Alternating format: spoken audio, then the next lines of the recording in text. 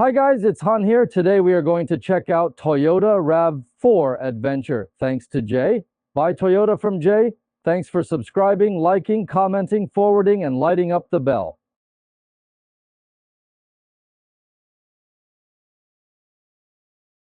The RAV4, we've been talking about so much, is the most popular car in the US. Top seller in the pure passenger car market. In the past few years, as more and more cars have been sold, their trims have been refined to very detailed by Toyota, which Toyota is pretty good at it. It's a compact city-positioned SUV, has a gasoline version, a hybrid, a plug-in powertrain, and in each one, the trims are also very finely divided. There's the normal daily life version, racing-looking and off-road looking version. Toyota is try his best on RAV4. In the lineup, there's an adventure version that's equipped at a higher level than the XLE Premium and lower than the TRD off-road trim. This adventure and TRD off-road are the wildest in the RAV4 lineup, and today we're going to check it out. Currently, the adventure version is only available in a 2.5-liter 4-cylinder version, and there's no hybrid, no plug-in. On other gasoline product, there are front and four-wheel drive, 2 options. But on the adventure and TRD off-road versions, there's currently only 4-wheel drive with torque distribution, not 2-wheel drive. In terms of exterior dimensions, it's currently in the lineup with the same dimensions as the TRD off-road version, slightly larger than the other versions, in terms of overall length, width, and height, all of which are slightly larger than the regular trims. Minimum ground clearance is 8.6 inches, which is a little bigger than the 4 inches of the LE and XLE, and the curb weight is the same as the TRD off-road, is 3615 pounds, and the Adventure has a maximum towing capacity of 3,500 pounds. 14, 5 gallons fuel tank, same with other trims. Under combined conditions, Adventure can run 28 miles. In 1 gallon gas, according to EPA. Today we got the 2023 Toyota RAV4 Adventure here from Jay. It's a certified pre-owned vehicle for sale. This car has the optional JBL stereo, equipped big central screen, 235, 55, and 19-wheel power driver's seat. It was final assembly rolled off the plant of Canada in January 2023, and it has 28 miles when I got it. The overall look of the car has some upgrades in detail on 23 model, making it look simple style and sportier a little bit, and the Adventure version added some rugged embellishments that make it a little more wild. Some details are also exaggerated. Well, since the body is the same, the difference in size between it and the rest of the class calls of the accessories. There is a recess on the hood. From the folds of the recess, the center grille at the front is LED. The center grille is decorated with a large area of black plastic. There aren't any flashy decorative materials, and I don't see any difference from the lamp's style or structure of the lights has any difference with other trims. 2 shapes are raised under the light groups on both sides, making it look more powerful. Down here, 2 fog lights. For such a wild car, it's unjustifiable that it doesn't come with fog lights. Fortunately, it does, both above and below the bumper. The shape and materials are very complex. From the entire front, except for this logo, there is not any chrome at all. From the side, shape of the side is completely the same as other trims. It is just the external accessories of this car has its certain character, and it's a little bit exaggerated. Basically, there's no chrome color. But the top edge of the window, or the mirrors, while the rest of the body is mostly decorated by black plastic as most sport vehicles, including the rather exaggerated upper luggage rack, the circle of windows, the design of the little flying buttresses in the back, including the wheel arches, the lower edge of car body. Super black wheels are also black.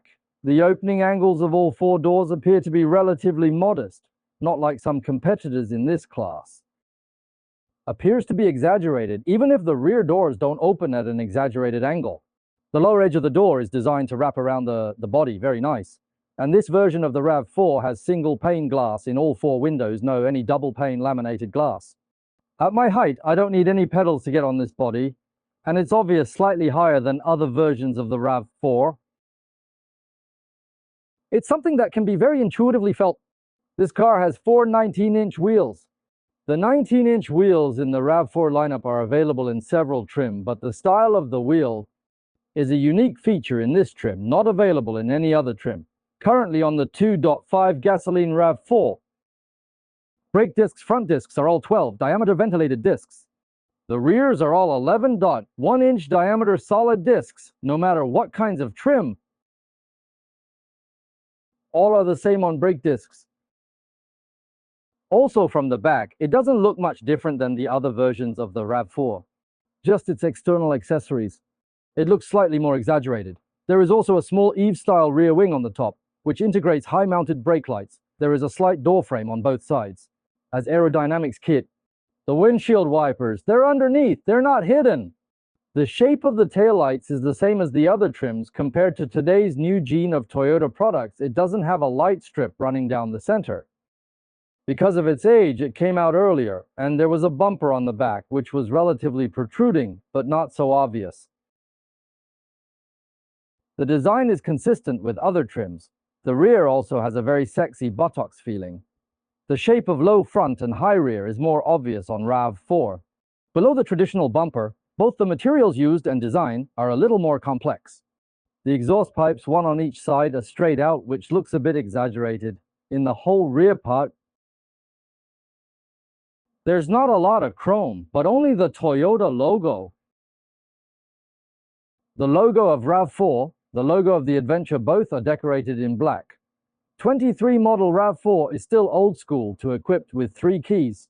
It has a power tailgate.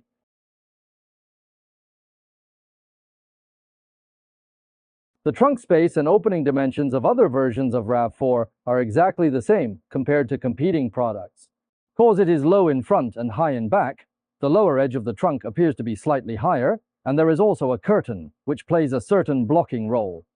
There's a subwoofer on the left, the hooks at each corner, but I don't see any hookup. The only light in the trunk is on the right side, and there's a compartment underneath. A 12-volt charger socket up there, and a 120-volt, 100-watt two-phase power socket here. When the cover is lifted, there is a compact spare tire underneath. In addition to the vehicle tool jack, all RAV4 series currently have spare tires. The steel plate is directly exposed below, and there is white soundproof foam. After the second row seats folded down, you can see the seat backs of second row and the trunk are relatively flat. But there's a big angle, a little upward slope.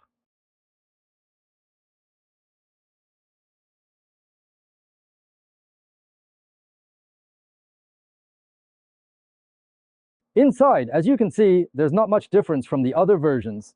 As an upgrade to the 2023 model, it's replaced this screen with the latest generic version of the family. As we've talked before, the Adventure version of the RAV4 has a more playful color scheme. The overall interior color is black, and lighter colored leather decoration is added, also decorated with small orange arch lines. Some parts in the center console use a large area of orange to embellish it to make it look more lively and playful. As a mid-range model in the family, above the XLE Premium, the configurations are just that, not too high. The standard configuration of this car is a 6-speaker audio. This car has the optional JBL stereo. All 4 windows have one touch up and down. It's nice. There's also some controls on the left side of the steering wheel, which has a heated steering wheel, heated front windshield. On the left, it also has a storage compartment. It doesn't have a head-up display. The instrument panel uses an LCD screen plus 2 physical meters. Engine speed on left, gas level and water temperature on the right. The center LCD dashboard is adjusted by these buttons on the left side of the steering wheel. The items displayed inside are all common items in the Toyota family. Can also display the power distribution of each wheel, the 2 physical meters. The scale also uses red as a background color, makes it a little bit sporty. The steering wheel is no different than any other trim. It is a 3-spoke wheel. At 3 and 9 o'clock, there's a hand shape. The leather is kind of rough. There's a little raised shape at 3 and 9 o'clock positions. The keys on the steering wheel, the left and right, are all family universal parts. On this trim, there are no shift paddles behind the steering wheel. The 2 levers behind the steering wheel are also the family's universal parts. The light levers, with auto on-off, with auto high beams. Front fog lamp switch. Wipers on the front windshield with automatic rain sensing. The upper interior mirror is very much like an automatic anti-glare mirror in a frameless design, but it's a manual anti-glare. There are 3 garage switches, an eyeglass case. It's thin, but it doesn't come with wide mirror inside. The central screen of RAV4 has also been upgraded to the latest version of the family in the 2023 model. Both the software and hardware. The car's been optioned on the stereo, and this center screen, it's not this big as standard. Hardware and software, all the latest Toyota parts. There are no physical buttons on the screen except this knob. They are all integrated into the screen. But the good thing is that it also lists the air conditioner, CarPlay of the iPhone. Android phones can be connected wirelessly. We've seen this system many times. It's same as all the other Toyotas. It doesn't have the panoramic views. The reversing camera feels clearer than before, as you can see. Wide-angle reversing camera. Normal view of the reversing camera, change of direction line. The control buttons for the AC, the knobs, are the same as the other RAV4, and the two knobs are very off-road style. The knob is wrapped in rubber. The two front seats are heated, and there's a 12-volt charger jack inside, and there's a large USB data port on this side. Storage underneath. The shifter, also very anti-human on a left-hand drive car, is placed on the right side. An automatic leaning to the right, that's not too much of a problem. This car has several driving modes. Mud and sand mode, rock mode, snow mode, hill descent, and push the button. It's normal mode, and the armrest box isn't too different from other RAV4. It's deeper on the inside, and there's no fleece lining around it. Two Type-C charging ports inside. Sitting in this car, now with the seat adjusted to fit me, you can see that there's not much difference from the other versions of the RAV4. Just in this car, I think it's a little more playful with the color scheme. The configuration isn't much better.